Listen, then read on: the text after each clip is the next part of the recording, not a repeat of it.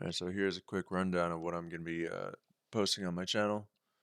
First of all, I'm going to be trading futures, ES, NQ, and using the VX. I'm not going to trade the VX outright, but I specifically use it as an indicator to trade the ES and NQ with. But I'm going to be using Bookmap for its order flow, to watch order flow, and sometimes these candles, it's not really a priority for me. But I do like to see what other traders will be looking at. So I'll probably alternate between the 1 minute, which is what's up now, and maybe the 5 minute. But I'm also going to be using Sierra chart primarily for TPO strategies, market profile. So the green and white is a TPO and the outline is volume profile. I don't find volume profile necessarily useful.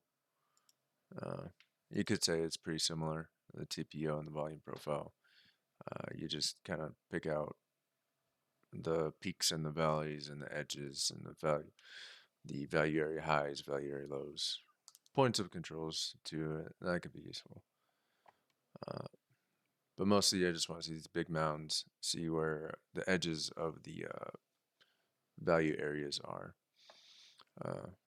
In addition to that, I'm going to be using, I guess, a more traditional chart. This is a 5 minute.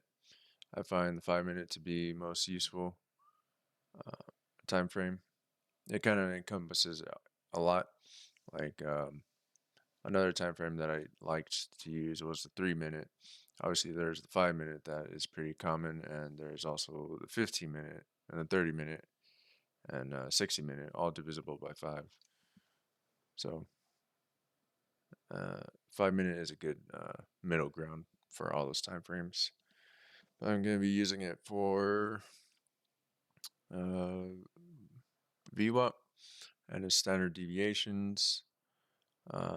In my experience, my 1 year of experience, I found it to be useful and reliable and relatively speaking, pretty.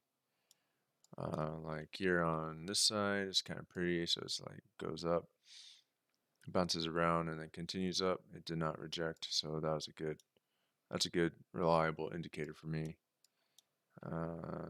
Earlier in the day, it broke VWAP, dropped down, went back to VWAP, kind of rejected, went back down, went up, and then stuff happened, and then tested again, and that time I went through and just didn't stop from then on. So it's a good middle ground. And there's these the range. So this is the second standard deviation, first, third, and fourth at the very, very, very edges. But they're, from what I've been watching, good range for like overbought or oversold type of oscillator type indicator.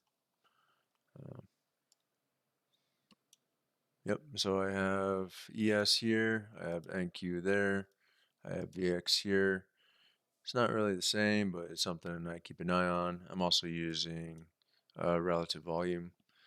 So I like Sierra chart because it's really robust and it has a lot to do. It's really kind of hard, a pain in the butt to set up, but it's really has a lot to offer.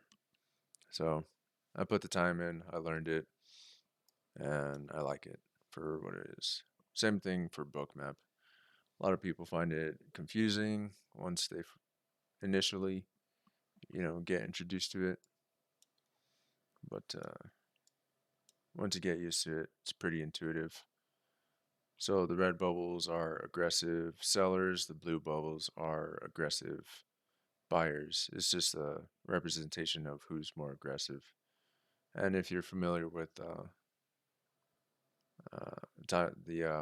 what's it called, the ladder style, then it's pretty intuitive. These are liquidity levels. A lot of times, price likes to go to liquidity. It's not really effective in the ES. Sometimes it is. Like, for example, this little bit could have made a trade off of, I don't know, down here. Be like, oh, there's liquidity up here. Take that bet. But at the same time, there's this level of liquidity down here. So, I don't know. ES is crazy. works better in stocks, but I'm not trading stocks right now. I'm not focusing on stocks. Like here. Hmm, that's interesting.